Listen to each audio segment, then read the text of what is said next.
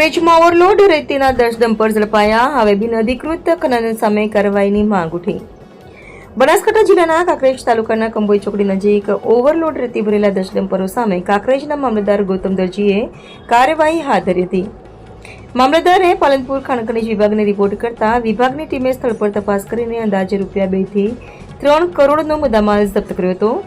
ઉપરાંત 6 ડમ્પર માલિકો પાસેથી અંદાજે ₹6 લાખનો દંડ પણ વસૂલ કરવામાં આવ્યો હોવાનું જાણવા મળ્યું છે.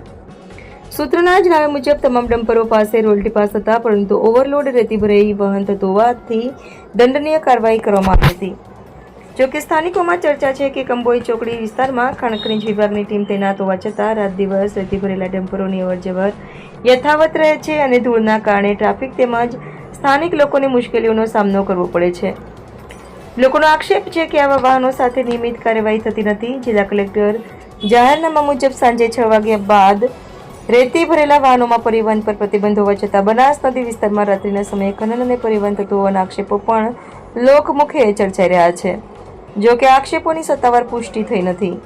સ્થાનિક લોકો જિલ્લા ભૂસ્તરશાસ્ત્રી તથા ગાંધીનગર ફ્લાઇંગ સ્કોડ દ્વારા સમગ્ર મામલે ક્રોસ ચેકિંગ અને નિષ્પક્ષ તપાસ કરવાની માંગ કરી રહ્યા છે. જો વ્યાપક તપાસ કરવામાં આવે તો ખનીજ ચોરીના મોટા રેકેટનો પર્દાફાશ થઈ શકે છે તેવી પણ ચર્ચા ચાલી રહી છે.